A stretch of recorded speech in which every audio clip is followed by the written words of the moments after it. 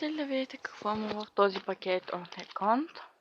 Да, сега ще ви кажа какво има. Ето така изглежда пликчето. Нещо малко предполагате, че е. Ами, нека видим. След 5 изкарах го и след 5, 4, 3, 2, 1.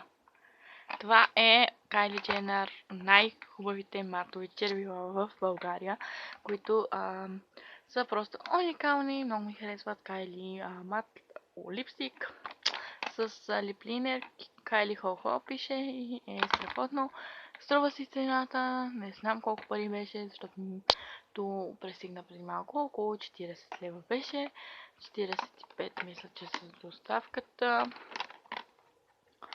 Но изглежда по този начин. Беше кендика, съм си взела цвят. Страхотно червило, матово, наистина много дълго трайно. Мушнах си по ръката под вода, сложих го на мамоносните и не мърда. Страхотно матово Кайли липстик. Червило. Сега ще ви го покажа. С молив идва.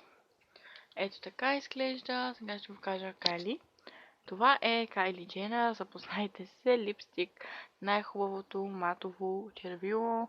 Кендика е моето и е страхотно.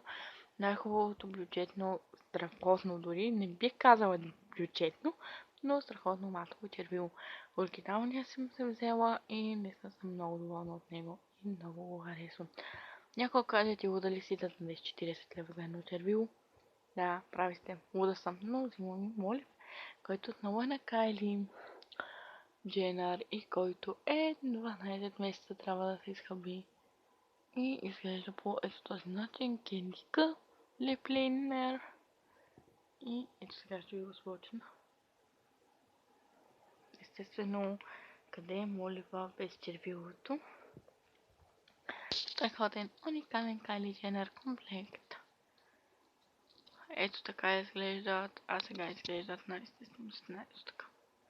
И двете са страхотни и няма да сгрешите, ако си вземете едно подобно червило на Кайли, защото са страхотни. Кайли, благодаря ти, че се създава такива хубави червила. Страхотни са, просто уникални Кайли Дженър и просто наистина са много хубави.